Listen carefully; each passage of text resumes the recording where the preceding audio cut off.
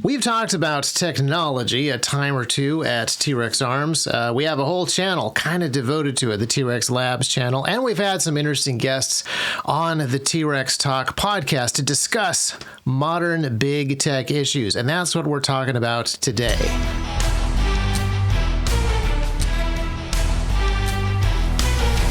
So my guest is somebody that I've talked to a few times, and you might know him as well because he was recently on the John Lovell Show. So Sean, welcome to the show, and can you talk a little bit about some of the stuff that you've been doing? And we'll also go over what Mark 37 is and just more stuff in that vein. Sure. So I have, for better or worse, spent the last couple years of my life entirely focused on trying to build what is called parallel infrastructure. And what that means is the physical data centers, network, security, servers, everything that goes into hosting data online that is owned and operated by what I consider to be God-fearing patriots who are willing to fight to the death to defend our constitutional rights because of what I knew was going to be happening just by being in the industry and following the money in the industry of censorship and deplatforming that straight up has been actually extremely abusive over the last 4 or 5 years as we saw through COVID and then beyond, right? So that's really impossible to ignore. Yeah.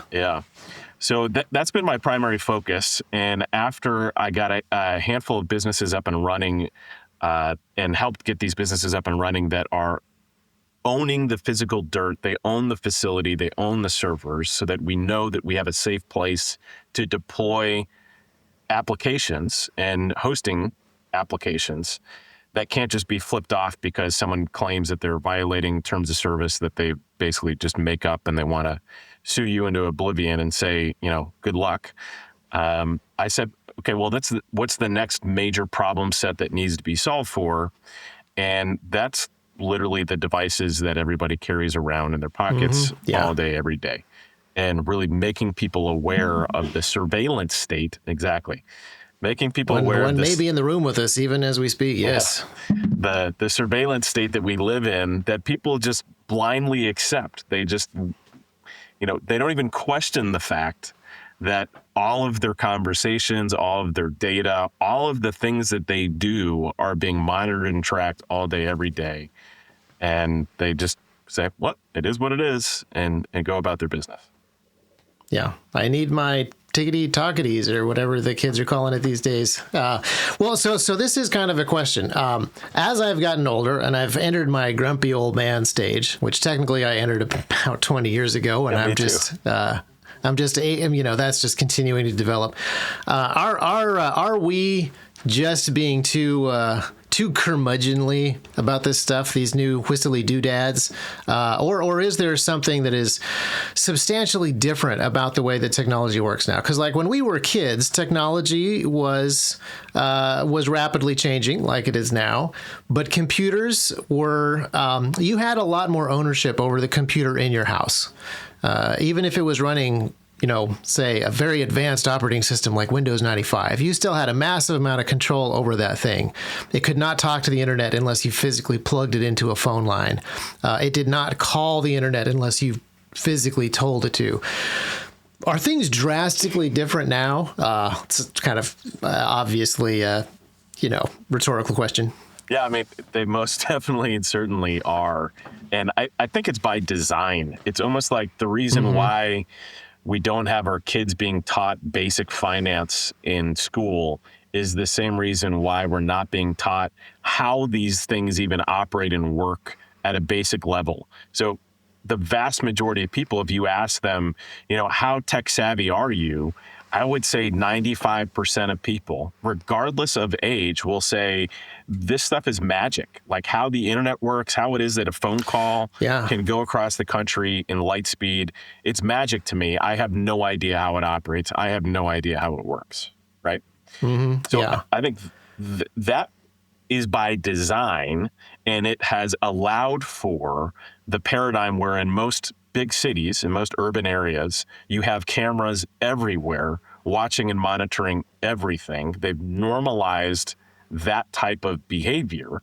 And they've normalized the fact that these devices can literally listen, not can, but do literally listen all day, every day to the conversations you're having around you and with other people and your phone calls.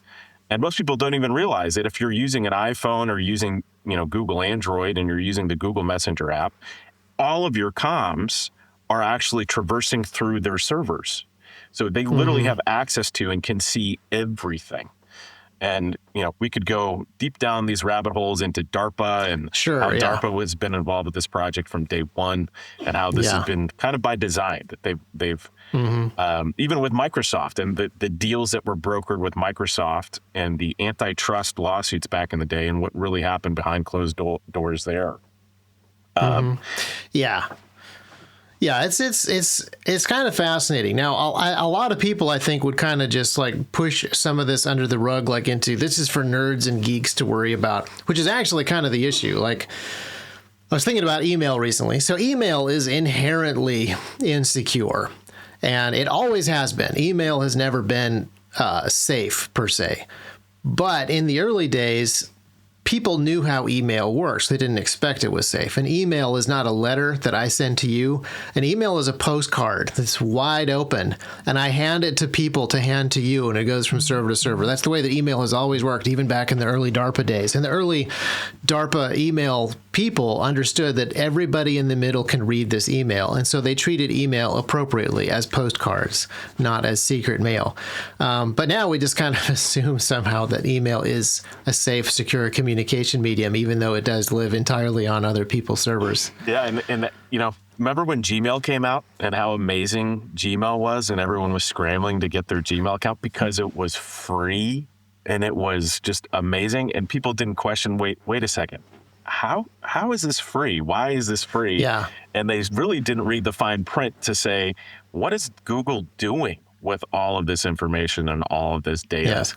We're like, yes, we Why know. am I seeing ads that are related to the top secret email that I just got privately? Yeah. So I think we've just been slow walked into this paradigm where everything is exposed all the time, and people have kind of accepted it. They're not okay with it, but they accept it. And to me, it's like literally, it would be like me walking behind you, Isaac, all day, every day, recording what you're doing, watching what you're doing on your phone, every conversation you're having, and you turning around and being like, bro, get away from me. Like, I need to get a restraining order. This is not okay. Go away or I'm going to kill you.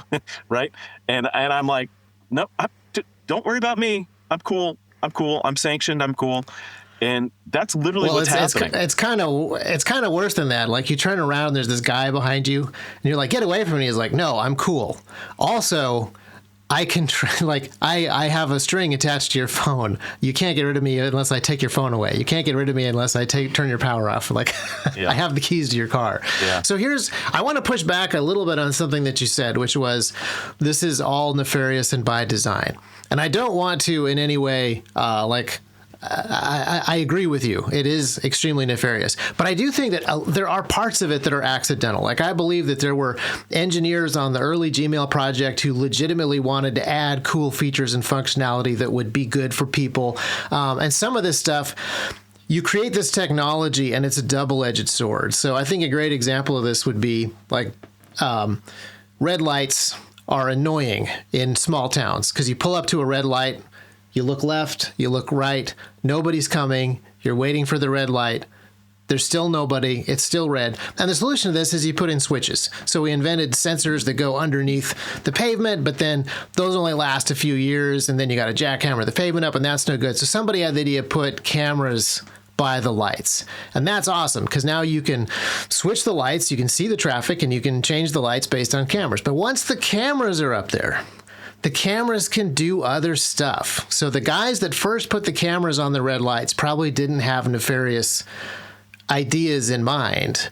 But once the cameras are there, it's really hard not to use those to read license plates and track the flow of traffic and issue tickets. Because once the cameras are there, like, all these new possibilities open up. And I feel like what's been happening in the technological sphere is this combination of guys who are really focused on this very cool functionality. Like our stoplight cameras are going to do the work of a switch, smarter, better, faster. They're going to last longer. It's going to be so much cheaper. Everybody's lives are going to be so vastly improved. And then meanwhile, there's these other guys like we're going to track all of the license plates and issue the tickets. We're going to generate so much revenue.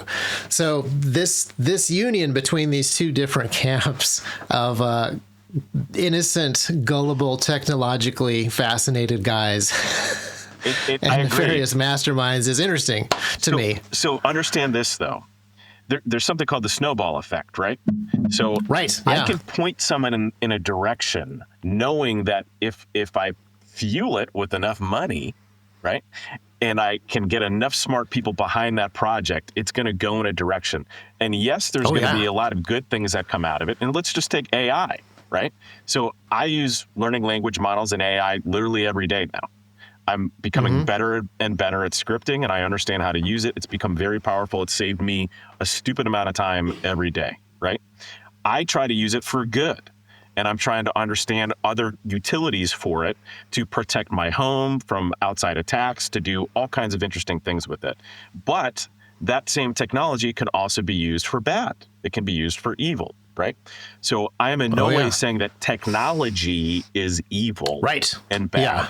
What I'm saying is that if you throw money specifically towards a agenda, which is tracking and surveillance for any means necessary, right? With any means necessary, any motive necessary, let's just get as much data as possible, because data is the new oil. And they learned this many, many years ago. We just want as much data as possible. Then bad things are going to happen. They just are. A lot of good things might happen too, but you know that those bad things are going to happen, and that stuff can be used not just for great marketing campaigns, but to start shifting consciousness in certain directions. Right. And once it is a snowball effect, once the shift happens, like, I don't know that there's anybody who makes under pavement magnetic car sensing systems for traffic lights anymore. That we may have just stopped that technology, because why would you do that? You know, the more efficient ways to do it. There's more efficient ways to do it. So it is definitely a snowball effect. And once you switch over to a new way of doing things and consciousness does move, like now, like Proton Mail, there's various other mail services that cost money. And that's a very hard sell for people, because Google has already taught the world that Gmail is free. It's just a thing that doesn't cost you any money. So now coming along with an alternative product that costs dollars just feels weird to some people. Yeah, and for those people, I mean, you can continue to keep your head buried in the sand, but when you start to realize that all things have a cost, especially hosting and, you know, the electricity that has to go to power the server, the engineers that have to do the thing, you have to understand someone has to pay for this somehow. Maybe I'm the product. Maybe I'm the thing that's being sold, and my data is the thing that's being sold. So spending, you know, $5 a month, $7 a month for a service, simple service like that, when most people pay that much for a cup of coffee at the store, it becomes, when that becomes a priority, when your privacy and your security becomes a priority for you, you start to make investments, and you start to become a little bit more situationally aware of where your money's going, who actually controls your data. And, you know, I want to tie this back to something we were talking about before. If you believe that we're at war right now, which I think most of your listeners, many of your listeners probably do agree, that we are at war right now with powers, principalities, both foreign, domestic, and I would even say we're in a big spiritual war right now as well. If you understand that we are at war, and that the companies and that the individuals that run these companies and the shareholders, because we always have to follow the money behind Microsoft, Google, Apple, Amazon, Facebook, these big companies, right?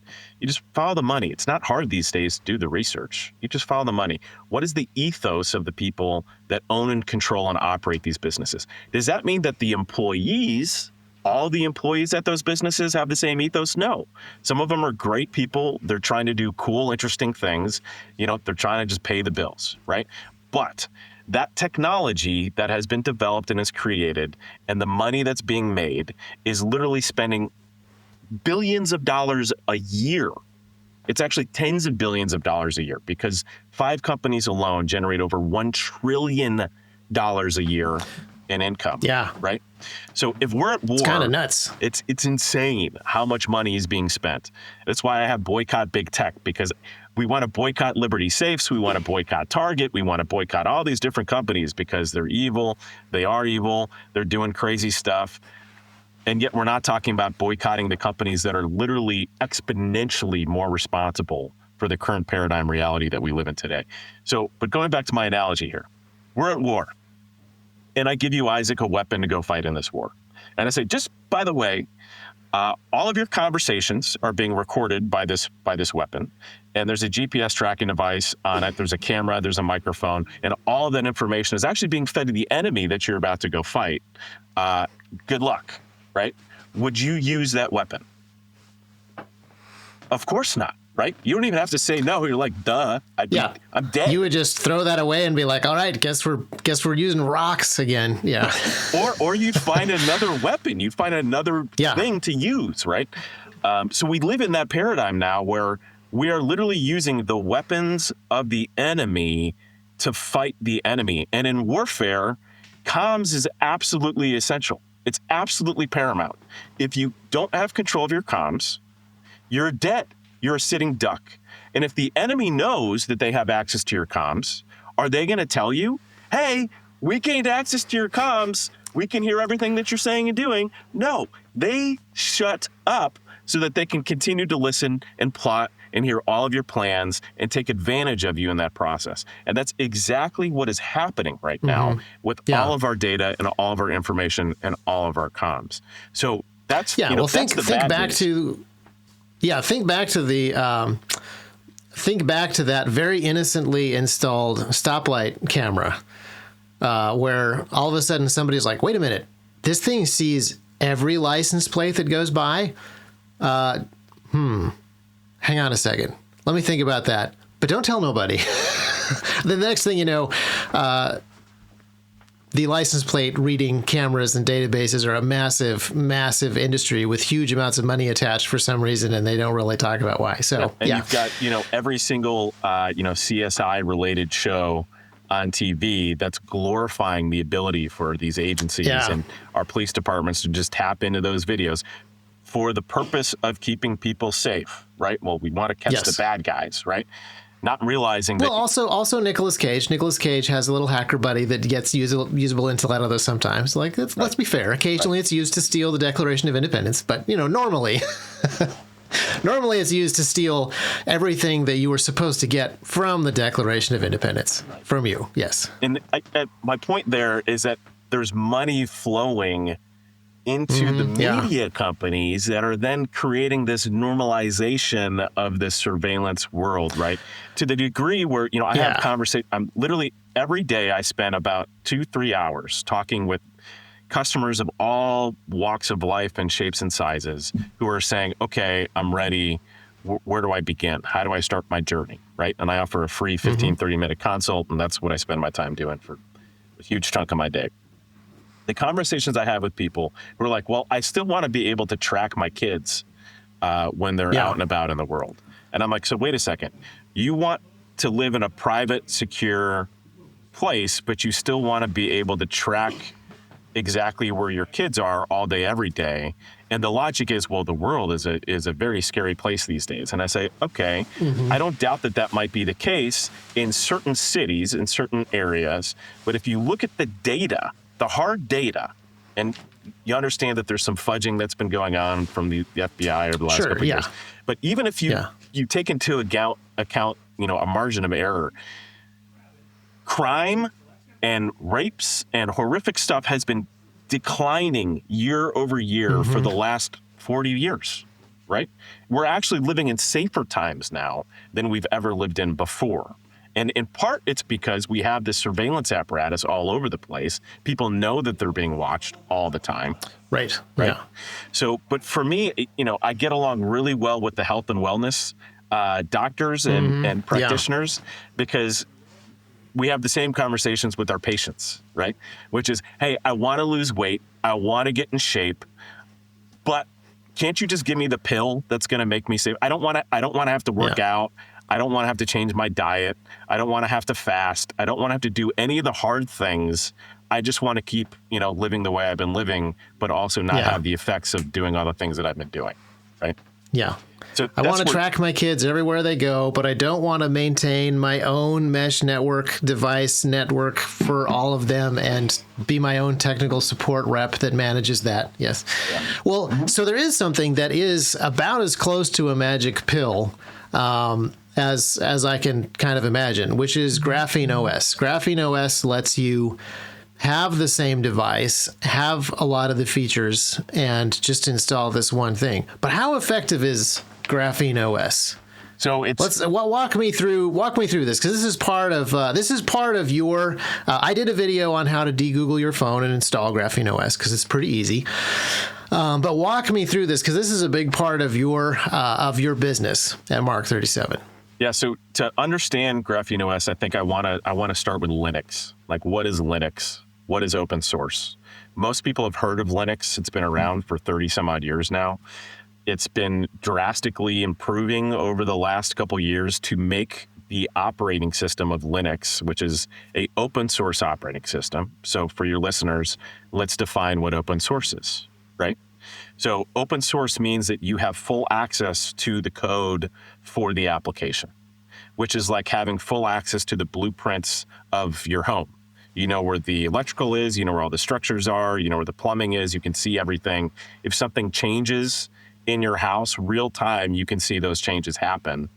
And some people will say, well, because it's open source, it's not as secure, because everyone can see where all the problems are with your property. And you say, well, no, that's actually a benefit, because you can see where the problems are. And you can say, hey, owner, your locks are becoming unlocked at 2 a.m. for about an hour, 2 a.m. to 3 a.m. You should probably fix that, right? And so you can then go and say, oh, you're right, that is happening. You can fix it real time, and then people can verify that that fix happened or didn't happen, right? So the reason why 85+% of corporate America uses Linux, which is open source operating system, versus Mac OS or Windows or other operating systems that are available. The reason why they use Linux and different flavors of Linux to run the servers that run their companies is because it gives them full control, full access to their system. There's not another company that they're dependent on to do updates to the system. They control it. They determine what happens. So taking that logic and that mindset, that is now moving to the desktop via an operating system. There's lots of different operating systems now that make a open source Linux-based operating system accessible to consumers. So my 77-year-old dad, who is truly not just says he's not tech savvy, he truly is tech illiterate. He can still use a Linux laptop and not have to call me for tech support every day or every week, right? I rarely hear questions from him, and it's basic stuff that, he should be able to figure out on his own if he actually spent the time. He just doesn't want to spend the time because he knows he can call me. So that mindset is now applying to phones. So GrapheneOS is a operating system that is open source. It's specifically designed for mobile devices and tablets. It works specifically on Pixel devices because the Pixel device has certain security and privacy features built in for Android.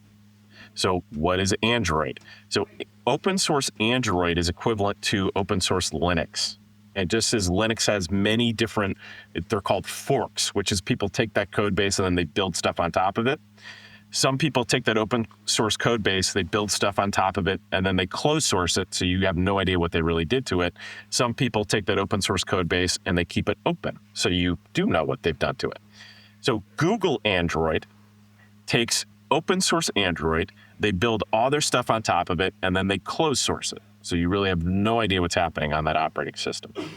Yeah. And some of the stuff that they build in there is really cool. Like the keyboard is great. The camera is amazing. They took all that stuff and pulled it into their private, we own this and nobody else can have it stuff. The open source stuff is the great framework to build on, but the stuff that Google is building is no longer available as a springboard or a development platform the way that they used to be. So, correct. Though Google does still push code back to the Android open source project. They do, yes, right? For sure. The framework, the underlying framework of the operating system, yeah. But a lot of, I mean, and this is true of all the big tech companies, like they are so online now that even Microsoft, theoretically, their main product is an operating system that lives on your personal computer. But Windows 11 is so tied to Microsoft servers that you don't own and that you don't control. Like, it's kind of fascinating how this development has occurred over the last few decades. Yeah.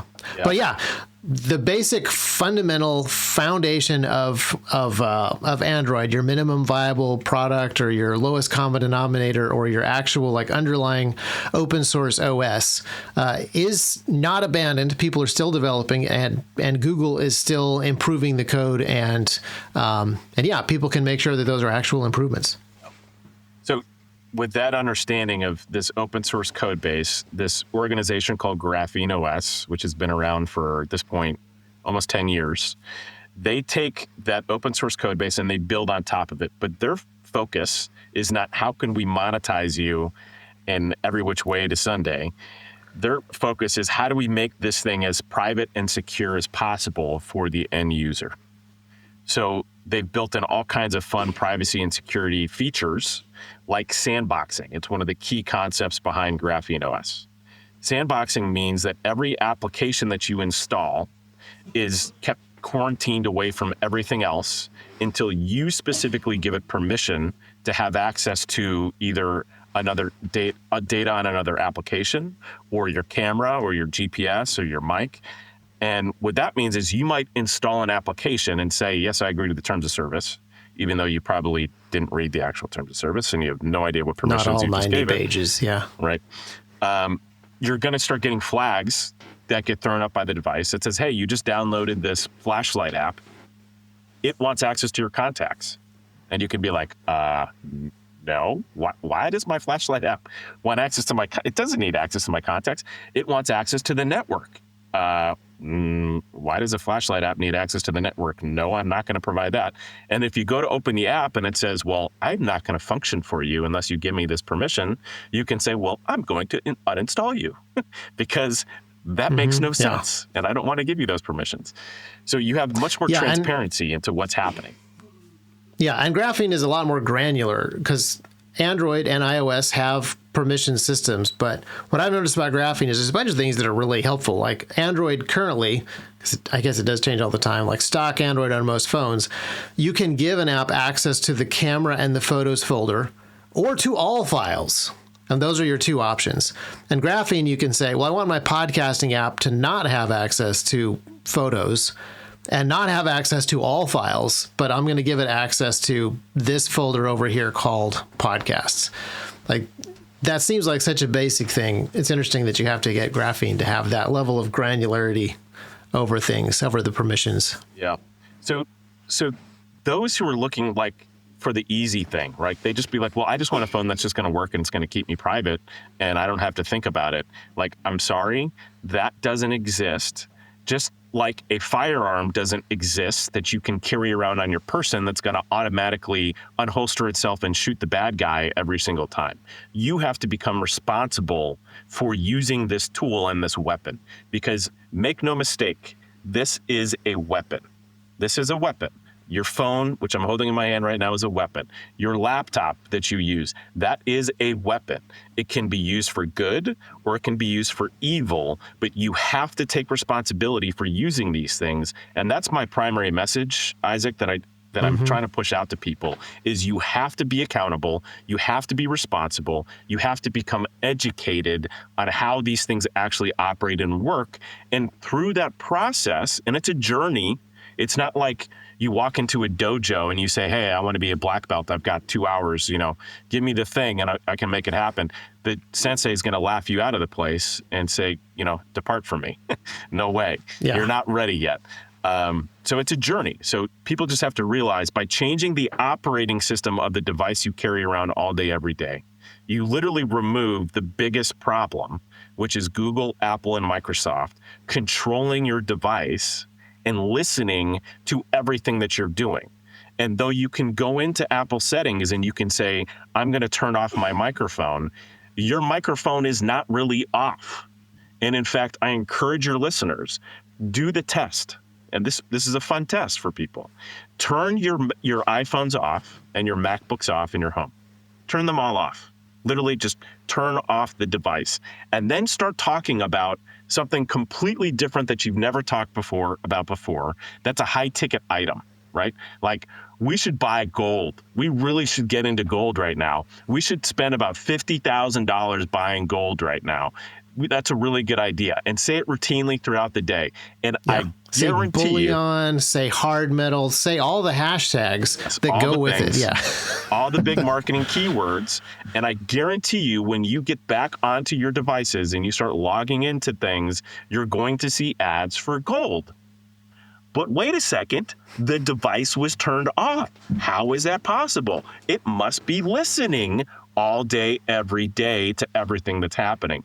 Once you realize that, and this is going back to the health and wellness stuff, it's no different than starting to realize and understand what the chemicals are in the food you're eating. When you realize, wait a second, this is poison. I'm eating poison and I'm feeding poison to my kids. I need to stop eating the poison and feeding the poison to my kids. It's the same paradigm. You have to make a decision, a conscious decision to say, okay, I'm going to make a change. What can I do? And that starts you down the journey. And that's where I've spent hundreds of hours writing articles, tutorials, how-to guides, step-by-step on how people can start this process, removing big tech from their life. You know, the browser that you use is another big one, using a browser that's not tracking and monitoring every single thing that you're doing. By taking those two steps of just changing out the operating system and using a safer browser, you remove like the vast majority of the main issue, which is the surveillance state that literally lives in your pocket all day, every day. Yeah. Now, a few weeks ago, I talked to another friend of mine who was a signals intelligence guy and was with the NSA briefly. If there is a, not to name names, but some state level actor that wants to find out information for you, they will figure it out. And it doesn't actually matter if you changed your browser. But this bulk collection, this ginormous dragnet that everybody is in, if that's the threat model that you're worried about, that is something that is a lot more doable. Apparently, you can hide in a compound in Pakistan for a few years before state level actors find you, but it takes a really high focus on OPSEC, and even that is not sustainable long term. So, what are some of the things? So let's say we have listeners and they would like to get a graphene phone. And then what do they need to do? They need to get another browser. That's pretty easy. Can they just keep using Gmail? Can they just keep using Facebook Messenger? Do those things become safe once they have the graphene phone and once they're using Brave instead of Chrome? And the short answer is no. And it's because you have to start understanding, where does your data live? So if I'm using Facebook Messenger, then all of my communications through Facebook Messenger are being recorded by Facebook and are being tracked by Facebook. What that does mean, however, is that Google is no longer going to be also gaining access to all of that information from the device itself. So this is where encryption, people are like, well, I use Signal, or I use, some encrypted, email messaging app. I'm like, okay, so you might be using an encrypted email service, but you just sent your email to someone who's using Gmail. So that means that your conversation with that person is now being tracked by Google because they're using a Gmail account, right? And if I have access and I control your device, I see what you see. I hear what you hear. So it renders all of that encryption useless and pointless because it's still going to be recorded. So Microsoft, right, their snapshot or whatever the heck they called it, where they were going to be recording what people were doing all day, every day, and you could go back to any point in time. That means that it's literally seeing and recording everything happening on your laptop. So if it's seeing and recording everything that is happening on your laptop, it doesn't matter that you're using an encrypted messaging service because all that data is being collected and gathered. And I need to go back to what you were saying before, Isaac, about the threat vectors, essentially. And it's the exact same thing as your physical security. And this is what people have to understand. What people need to operate in is just a basic digital situational awareness paradigm, where most people are operating with zero digital situational awareness. It's the equivalent of literally pulling up to the grocery store while it's being robbed, being completely oblivious to the fact that it's being robbed, and walking into the store with a big sign on your face that says, I have $5,000 cash right now and I'm unarmed, please rob me, right? That's effectively what you're doing. You're blowing your own digital head off all day, every day, and you don't even know it, right? So I could be in a bunker and I could have turret gunners outside and SWAT teams protecting me. But if someone really wants me dead, they're going to invest the money and they're going to find the personnel and they're going to develop the strategy to come at me and kill me, right? So to your point about, these state actors having the ability, they most certainly do. And there are certain hackers that can get into and get onto almost any device anywhere using all kinds of really fun, sophisticated tech, right? The number of people that have the ability to do that is very few and far between. The cost to go about doing that is extremely high. So you have to understand, am I worth coming after? Right? Am I Vladimir Putin? Am I Tucker Carlson? Am I some major super wealthy individual that, flaunts my money on a regular basis? Am I a celebrity? Am I, a sports star? Right? Mm-hmm. If you're one of those people, then you're going to need some digital bodyguards to protect you. You're going to want to invest the money and the time into setting up a little bit more secure of a stance around you, right? But the basic fundamentals of changing the operating system and changing the browser you use is the equivalent of having a number of bodyguards walking around you and also yourself going through the training process to be able to pick your head up and be like, okay, this isn't a safe environment I'm coming into. I'm going to stay away from that and I'm going to go someplace else. So you remove yourself from 95% of the problem. I would even say more than that, right? And once you master those two things, how to use these tools effectively, then you can go on to the next thing, right? It's the equivalent of like giving grandma the bazooka and saying, hey, you need to become a master in using the bazooka when she hasn't even learned how to handle the basic handheld Glock, right? Like, let's start with the basics first and then move your way up the ladder. Or someone who has zero training whatsoever in firearms, who's like, I'm going to go do a 2-day, special forces, hardcore weekend training. It's like, that's probably not the best thing for you to do. Let's just get you to the range a couple times first and make sure you understand how to handle the thing before you go do that. So easiest thing to do is download a new browser. At the time of this recording, is Brave the one? Brave is one of the many that are doing a really good job at keeping your activities private and secure. And the key thing that they do is they prevent other websites from tracking what your activity is online. So if you're on your basic Navigator, Explorer, whatever the heck they're calling them on your Microsoft or iPhones or Google stuff, Chrome browser, and you go to Amazon is going to install a cookie onto your browser that is going to allow Amazon to now see every other website you go to and track all of your activity so that it can then better target products and services toward you when you're online. But if you use something like Brave basically puts up a firewall and prevents that activity from happening. And they keep your searches private. They don't share that information.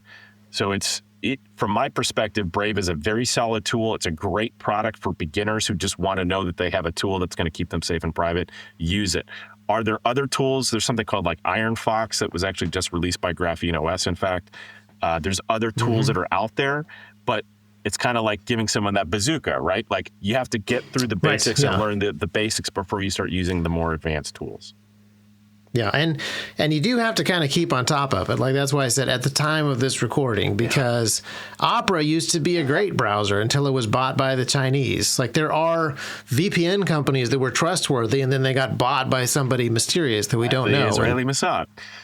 Probably not as trustworthy anymore. So you do have to stay on top of this stuff a little bit.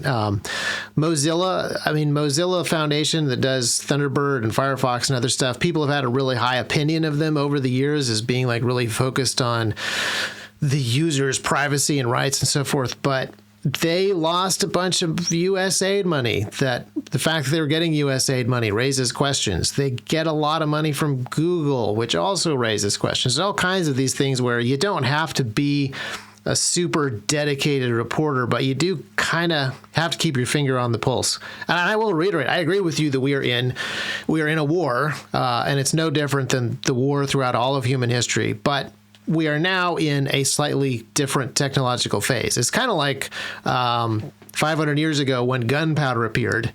Everybody realized, like, you know what? Castles and plate armor are not the thing anymore. You can no longer pretend to be living in the age of mounted knights and cavalry charges for that much longer. A transition has started, and if you want to be competitive on the modern battlefield, you're going to have to figure out this gunpowder thing. And look at the samurai. Swordsman kind of went into the past of history, and people who clung to that stuff, there were still cavalry charges at the beginning of World War I, but they also didn't go very well. So if you want to be a competent, responsible, free-thinking individual, there are principles that are timeless, but then there's also things where it's like, swordsmanship is no longer your key to independence and responsibility. It is now firearms. And now there's a digital world that you live in. And it's just kind of, you can't really make an argument against that at this point. Yeah. And I mean, my argument for some folks who are truly technologically challenged and they don't really use tech for very much is you don't need a highly sophisticated technological device in your pocket all day, every day. In fact, going old school, going back to like a flip phone and getting something like a Garmin GPS for your car that's just dedicated for your car is a better solution for you.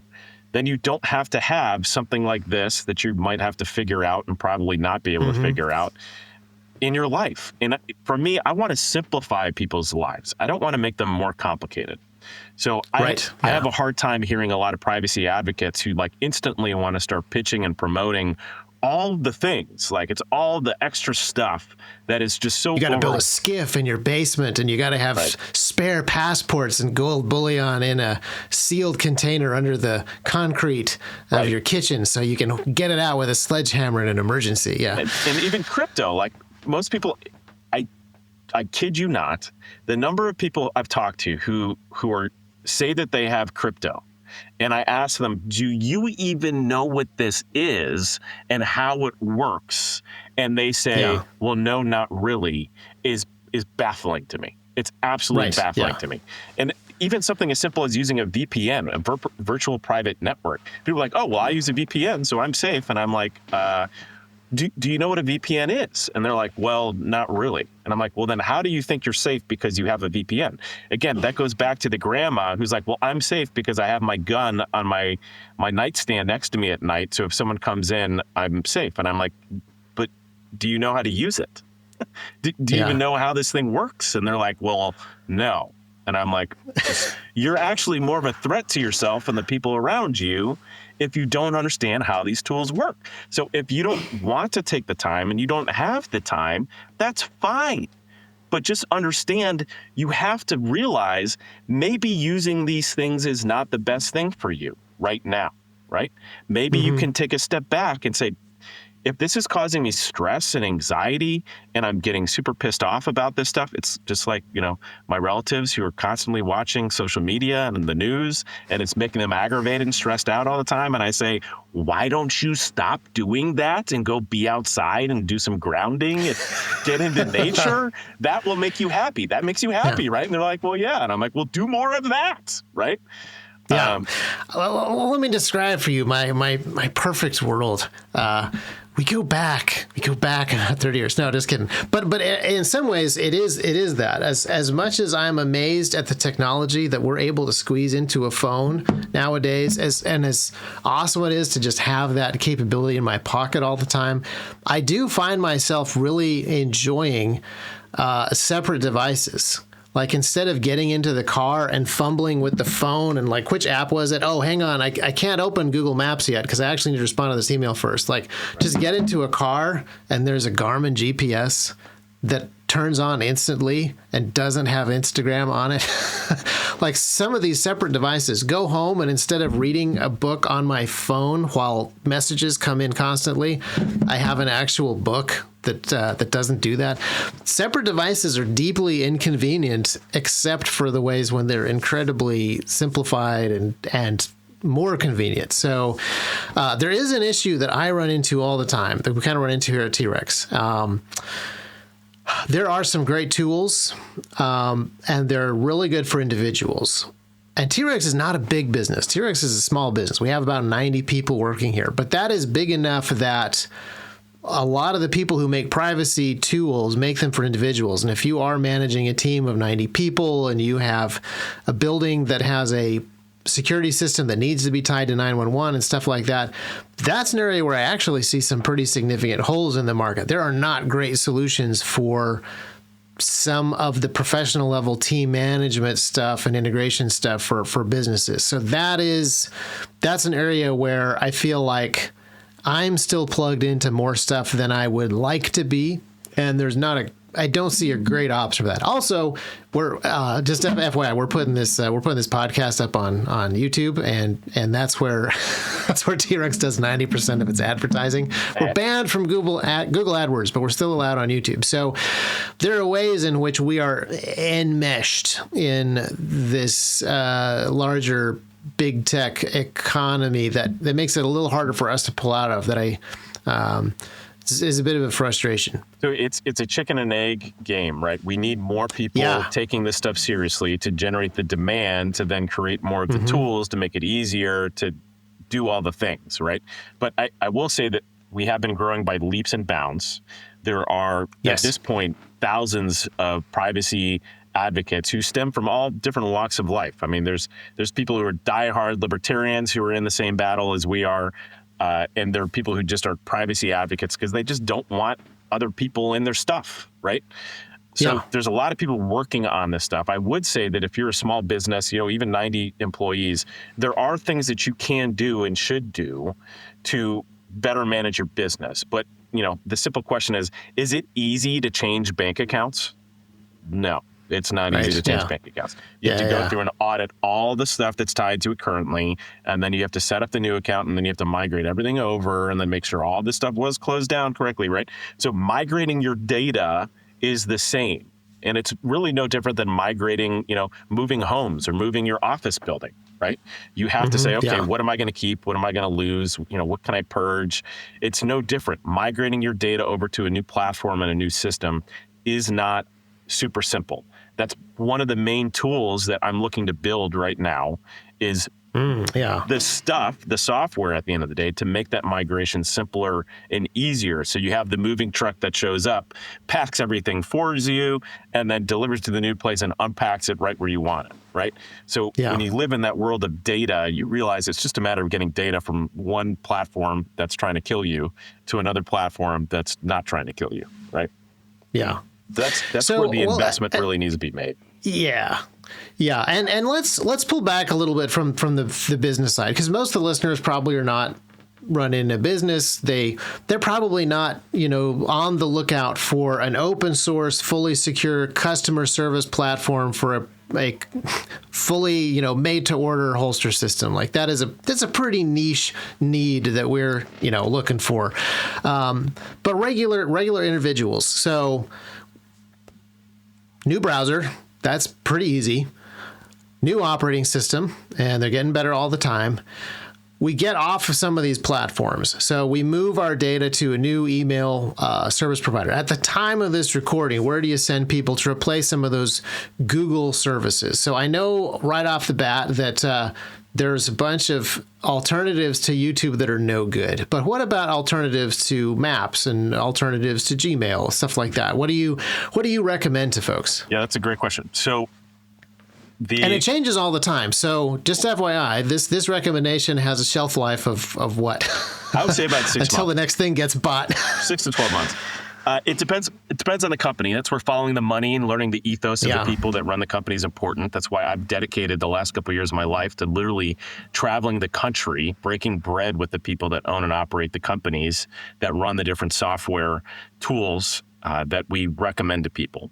So through mark37.com, we sell phones that are called Ghost phones and laptops that are called Ghost laptops. They're really just phones running GrapheneOS that we pre-installed, to get to your point, about 40 different applications onto the device so that you don't have to do the homework and say, well, what is the best open source or privacy respecting email provider or mapping tool, of which there are many that operate within the same logic and mindset of Garmin. So what makes Garmin great is that they understand that their users are not going to have an internet connection.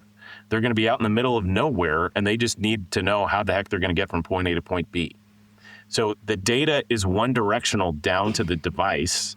And so long as that device knows where you are from a GPS coordinate perspective, you can see where you are on the map, and it will route you to where you need to go. So the mapping applications that we recommend that are pre-installed, of which there's 3, so that people can choose and see which one they like the best. One is called Magic Earth, and it works the same way. It gives me directions. It gives me options of directions. I can set different parameters of the types of route I want to take. I can have a different person talk to me. Like I have a very nice Irish lady who gives me directions when I do my directions. It shows me traffic. It tells me, it will reroute my traffic if it needs to, but it's one directional. So when I type in, I need to get to this address and it's showing me routes, it's not sending that back to the Magic Earth servers so that Magic Earth can say, okay, we're going to log this activity for Sean and we're going to see what we can sell him on the route from point A to point B. He needs some Taco Bell ads as he gets closer to Taco Bell. Yes. Yeah. Exactly. There's another one called OSMAND, and there's lots. Big fan. I'm a big fan. Yeah. So there's lots of different applications that serve that same purpose, whether it's password protecting, 2FA, whether it's email. For us, we're big fans of a handful of companies. One is called Paxmail. It's paxmail.cc. Check them out. There's another one called Liberation Tech, liberationtek.com. They all have services, and they're all companies that are owned by mission-aligned individuals that are trying to protect your privacy and your security. They have end-to-end encryption on their services. You can create aliases in the accounts. You can do all kinds of fun things. So those are examples of the tools, and I could go through the list, but there's 40 of them, and it might take a little while. So all that is on our website. It lists all the different applications, what they do, why we recommend them. We have at this point close to 40 articles on all kinds of fun topics related to privacy and security on our site. Yeah, and I would say that in some ways this feels really daunting. As you mentioned, not only is it a lot of work to do this thing, to take on this new set of disciplines that are constantly changing and this new landscape that is invisible, and you have to follow the money, and people get bought all the time, and alliances change. And these companies are gigantic, trillions and trillions of dollars flowing through just a handful of companies. However, I think that this is a really interesting thing. It doesn't require that we get billions of people to stop using some of these services. If we get enough people onto more private platforms using encryption, the balance shifts probably, I think, faster than we think. So a lot of these software companies are running in a pretty good margin. Like they have a better margin than T-Rex probably does, but they still are not 100% profit. You don't have to take 100% of their revenue away. You need to take 10 or 20% of their revenue away for that to drastically change their business model. You need to take 10 or 20% of the data out of the unencrypted stream and put it in the the encrypted stream for the economics to change drastically. So I remember back when most of the web was unencrypted, and the move to get every website to HTTPS and have that SSL encryption there drastically changed a whole bunch of companies' business models, because it went from being like, we will focus on encrypted traffic because that's worth paying attention to like, oh, that's 30% of web traffic now. Oh, it's 35 now. Oh, it's 40% now. That's no longer an indicator of people who we should send Trojan horses and viruses and spam and spear phishing attacks towards. So it actually, oftentimes, when you have this gigantic task ahead of you, it is little tiny moves that actually completely change the pivot point on the thing. Amen.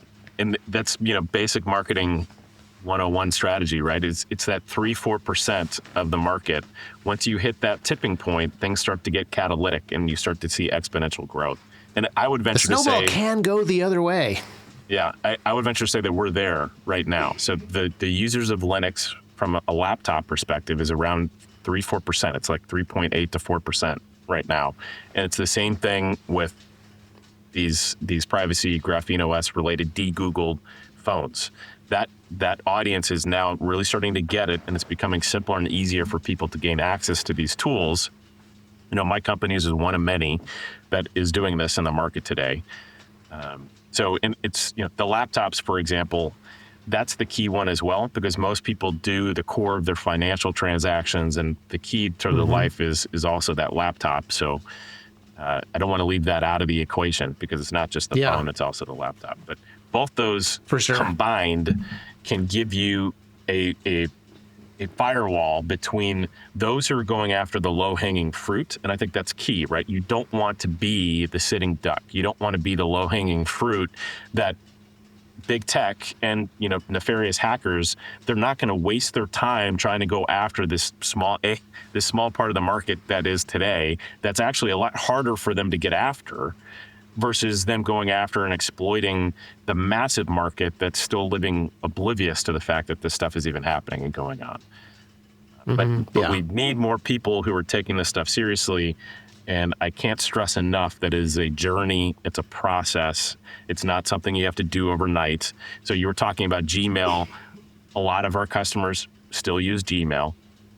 You don't have to just ditch that overnight. So we recommend people, get your hands on a device. And if you still need to use Gmail, there's a safer way to do it. You can do it through your browser. You just go to gmail.com. You don't have to install the app on your phone.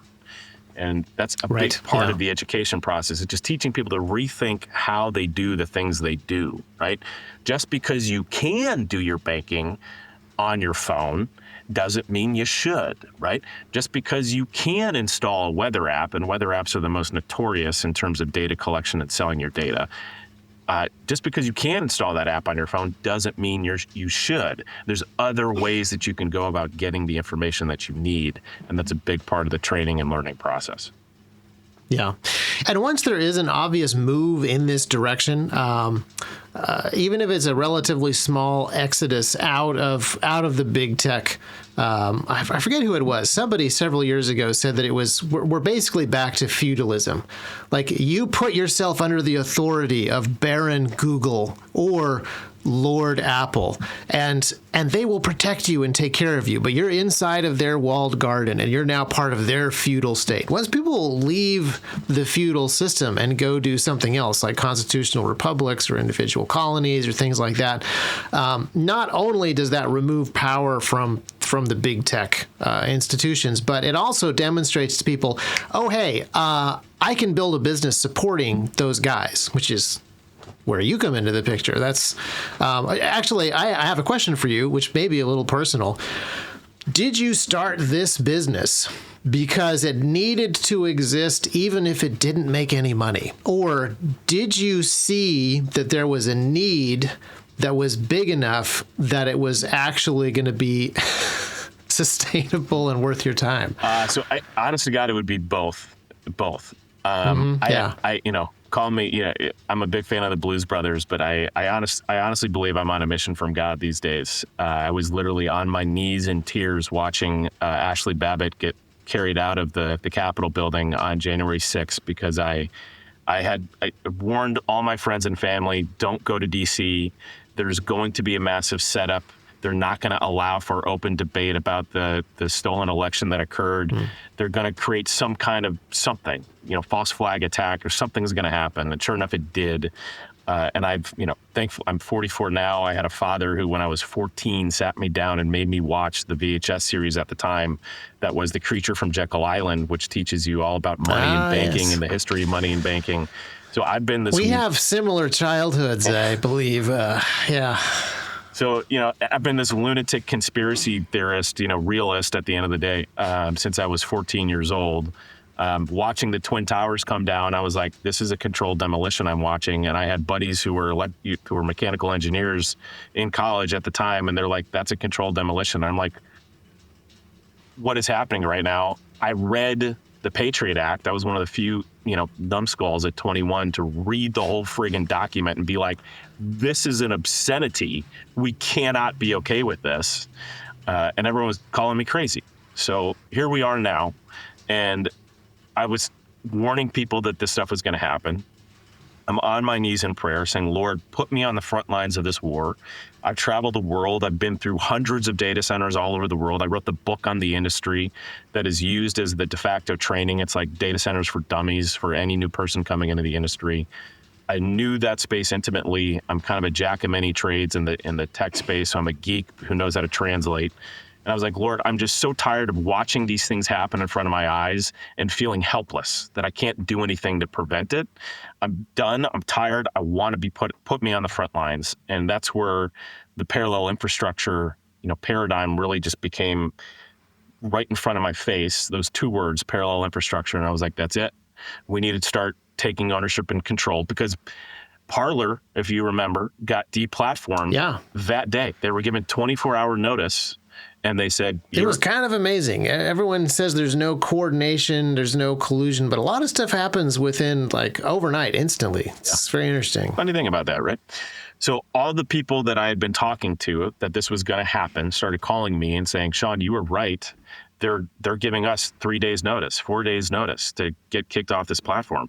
And funny enough, how we got connected was through Nick at ArmaNet.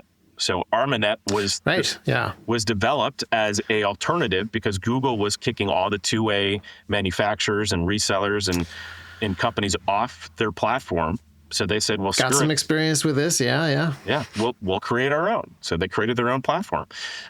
So with that logic, the Lord just said, you need to create your own system. And so people started flooding and saying, Sean, what do we do? Where do we go?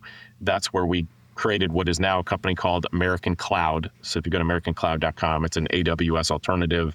They own the land, they own the facility, they own the infrastructure to support businesses who just want to do business online, who are going to do things lawfully.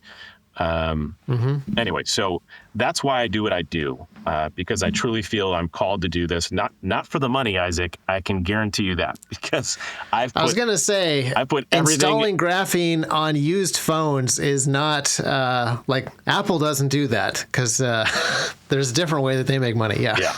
So, I mean, it's been, I'm an entrepreneur. I have been my whole life. And thankfully, I have a very supportive wife who's kind of seen the ups and downs, but she sees the big picture, and she has faith, and she trusts that, I'm doing what I'm called to do right now. And that's, for me, if my wife was not on board with what I'm doing, it's not going to happen. It was not going to happen. She's my partner in life and my partner in my business. And if you're married and you're an entrepreneur and your spouse isn't on board with what you're doing, God bless you, but you're going to be fighting an uphill battle. I guarantee it.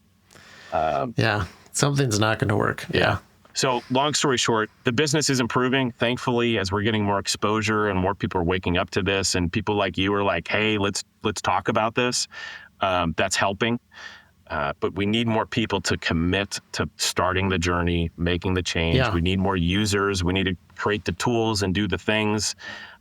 Things are improving. The business is improving, but it's been 2.5 years and I'm still here.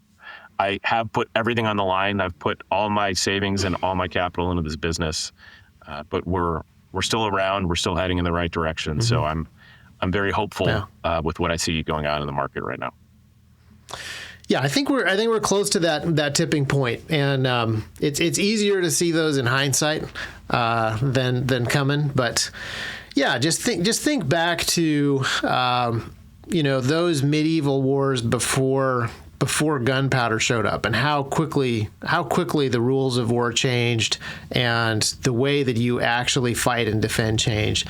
The Brits had a head start because they were using longbows in a way that worked with muskets later. So there's a whole bunch of really interesting things. Like occasionally people are ready for something before it happens, and it isn't because they're smart.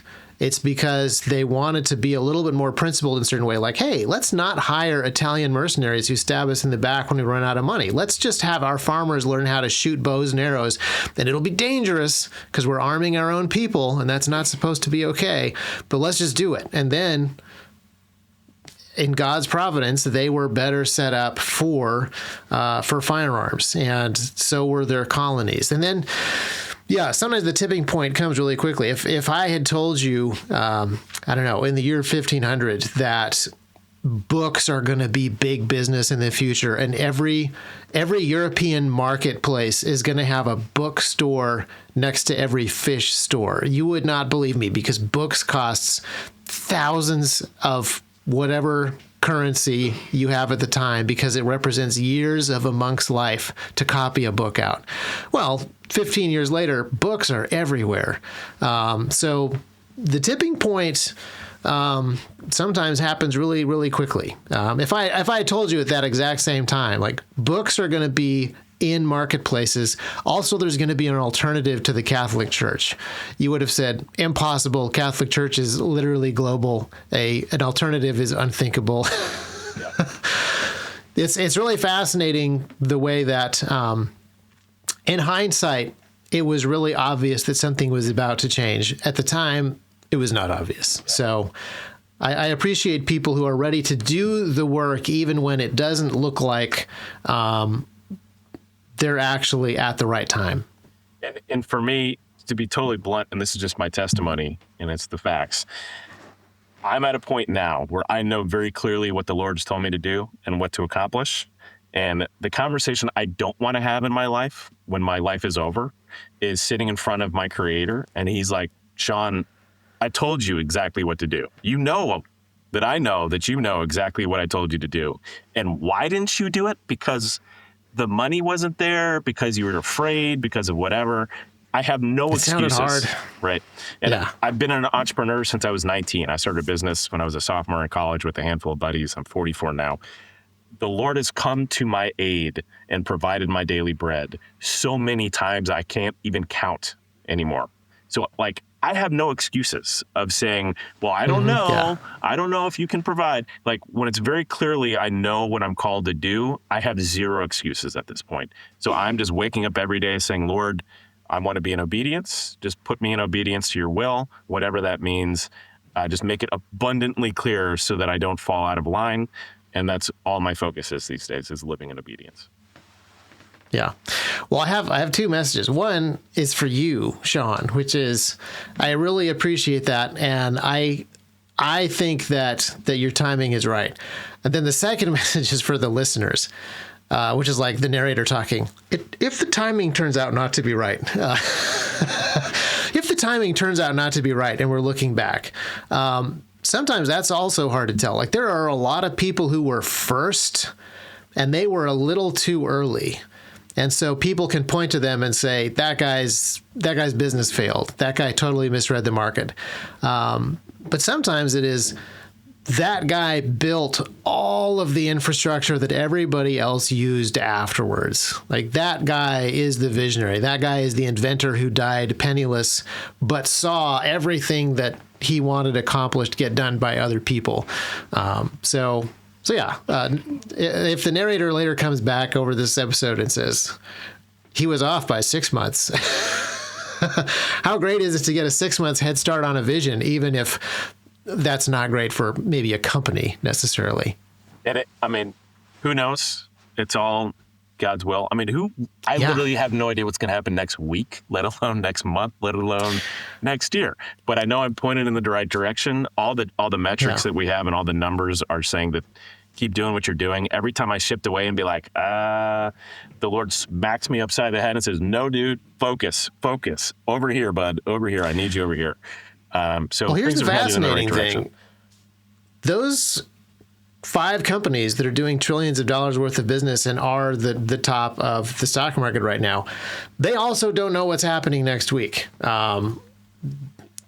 The illusion of knowing what's going to happen in security is always an illusion, and sometimes it's less obvious that it's an illusion. But interestingly enough, this week, this last few months, I think it is clearer to more people how illusory some of those things are, some of those expectations and presumptions, and the presumption of stability is an illusion. And so, the best place to be is in a place of obedience and serving other people, and that has been something that has been great for T-Rex. I really honestly believe that all of our business growth has come out of a desire to serve other people. It hasn't. It really hasn't been anything else. And I don't want people. I don't want my attitude to be one of presumption of stability either. To be like, when you reach this many employees, you're good, you're set, and nothing bad ever happens to you again. Because that is certainly not how that works either. Yeah, right. Mo money, mo so problems. I do right? think that we're at a time of change.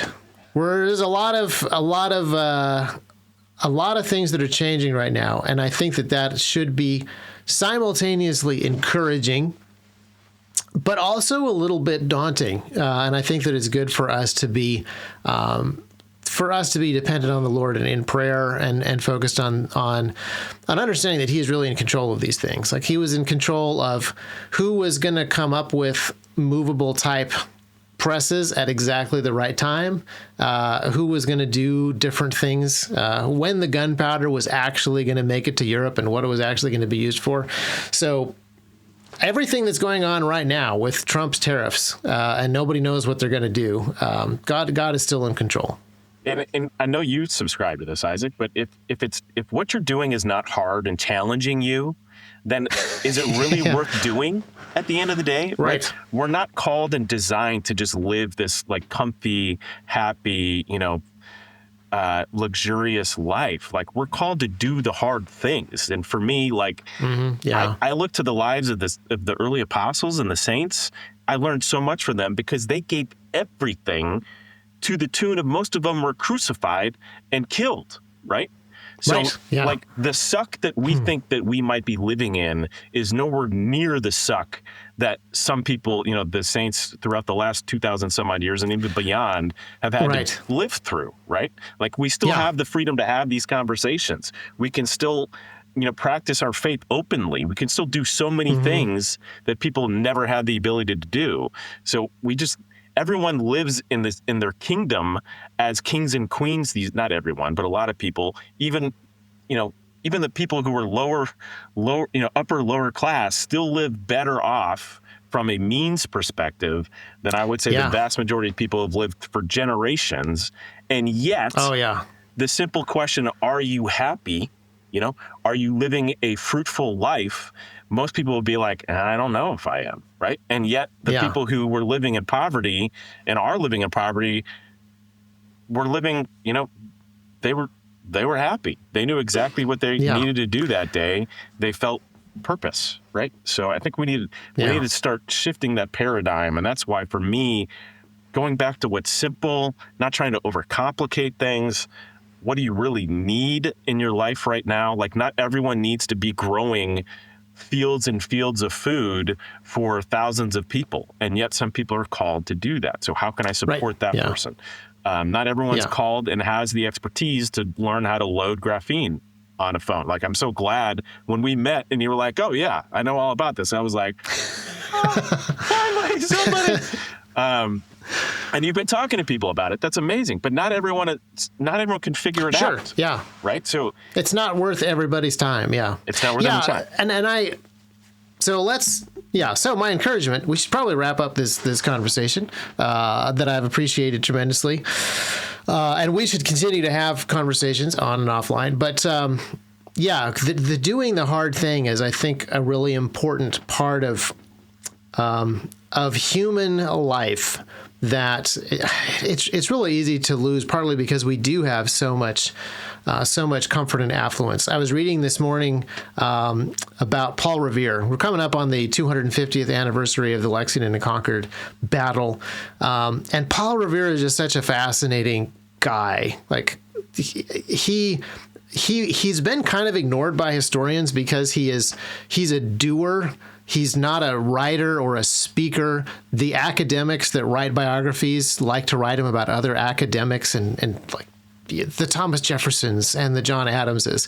And this guy who's like a pretty good silversmith, but not great, and a pretty good political cartoonist, but not great, and made some bells and made some cannons and set up the streetlights in Boston. Like he's too weird, blue collar, like guy. Like he's the head of the Mechanics Association. Like he's not going to get the same level of focus and attention. But man, he did so much stuff. He worked so hard and his life was so difficult. He outlived 10 of his 16 children. Like life was so hard back then, and he worked so hard, and the guys around him worked so hard. Speaking of tipping point, like the colonies were balanced on a knife's edge in 1775. And then so I was reading, and then the kids woke up, and I opened up my surveillance device, and I opened up Instagram, and the first thing I saw was Universal Studios is putting robotic dragons in their How to Train Your Dragon vacation resort. And I was just like whiplash between thinking about these two different times. We live in amazing times right now on a number of levels, but there does need to be more personal responsibility in getting back to hard tasks and serving other people.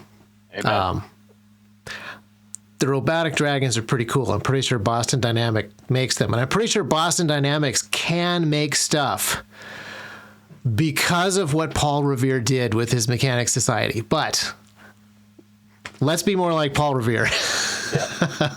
And or if we have, let's build some mechanical dragons that are going to fight our side of the fight. Like, but that's my take. When you were given these technological tools, when the servant is given 1 talent, 3 talents, 5 talents, there's no points for just sitting on those things. You're supposed to use them. So we got to figure this out. Yeah, man. I greatly appreciate this conversation on many levels. And I'm sure we could probably talk for hours and hours on end. As you can see, right behind me, I'm a big fan of Dune. I'm a big fan of Isaac Asimov. I'm a big fan of a lot of different sci-fi writers. And for me over the years, as I've kind of project into the future, which is what a lot of these guys do. Yeah. They've said, let's take the existing paradigm and see how things may evolve. I think they were pretty spot on in a lot of levels. And so I see things kind of evolving into these interesting places. And I don't want to run and hide in a cave. I want to embrace what's happening, but figure out how can we best leverage this for good and use it to serve other people. And I think that's where, I want to leave listeners with this thought bomb, because the second someone said this to me, I was like, oh my gosh, all the towers, and everyone's afraid about 5G, and we can talk about 5G for another hour, right? And I do on the talks that I travel the country. By the way, if any of your listeners have communities or groups of people that want to learn more about this, I travel the country giving these talks either virtually or in person. I'm about to be in Myrtle Beach tomorrow, in fact, giving a talk to about 100 people on this topic, on all these topics. But these towers, with all of this stuff, the antennas up in the towers that are pushing out, frequencies, right? What if we converted these towers that are pushing out, not good frequencies, to actually start pushing out healing frequencies all over the place, right? So just think of it, that the infrastructure is already there. How can we leverage that infrastructure to serve humanity instead of harm humanity?